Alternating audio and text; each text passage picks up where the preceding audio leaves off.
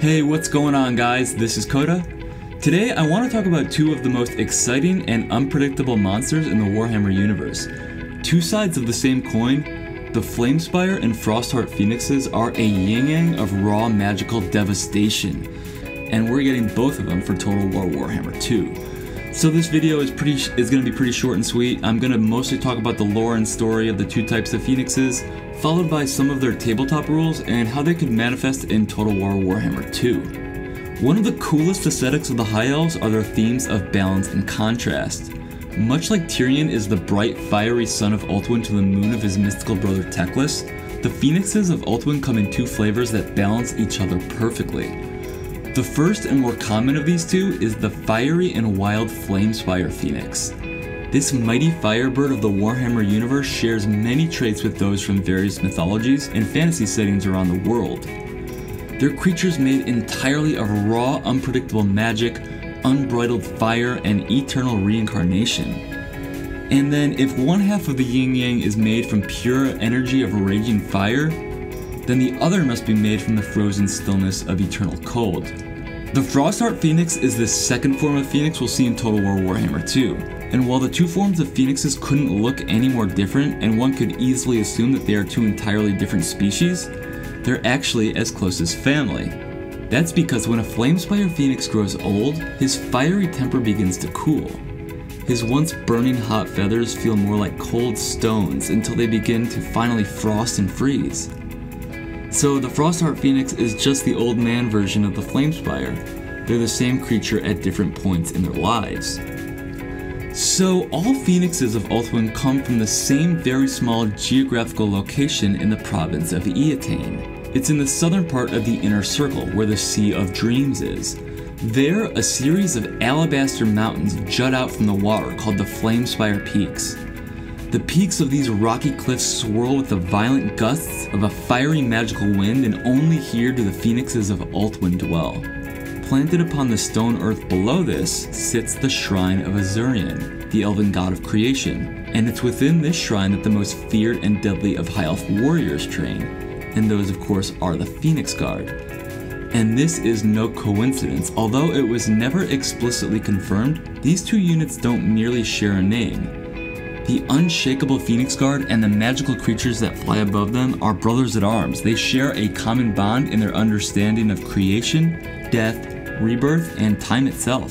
The respect that these two species have for each other is as strong as their steadfast conviction. As such, the mightiest lords and heroes of the Phoenix Guard, known as the Anointedofasurian, are the only elves in the world who can tame and mount the Phoenixes. Donned in various enchanted suits of armor that protect them from the infinite hot or cold of their Phoenix mounts, these lords fly into battle as a combination of unparalleled skill and unthinkable mystical magical fury. And although we won't be able to use lords mounted on Phoenixes in the initial launch of Total War Warhammer 2, the fact that we're getting both types at all is reason enough to celebrate in my opinion. And as it happens, it's much more common in the lore to see Phoenixes in battle without a rider. They're extremely intelligent creatures who understand the language of the elves perfectly, and while they're not easily tamed, they will often fight on their own accord. And when they do fight, they fight very differently from one another. The Flamespyre Phoenix is a being made almost entirely of raw magic and fire. Over the millennia of dwelling in the fiery wind of the Flamespyre Peaks, the Phoenixes became so imbued with fire magic that some would even say they are the lore of fire made manifest. On the tabletop, this was represented by, how can I explain it? Their power level literally went up and down per turn based on the winds of magic, making them easily one of the most unpredictable, random, and fun units in the game. It sounds like Creative Assembly has a plan to recreate this, although your guess is as good as mine as to how. I would guess something similar to the Frenzy mechanic, where if the winds of magic are above value X, then the Phoenix gets, these 3 or 4 stats boosted. But if the winds dip below, then they take a penalty. I don't know exactly how this will work without punishing the user if he takes a caster though, unless the idea is that you're supposed to take one or the other. But this will be a very interesting one to see how they handle.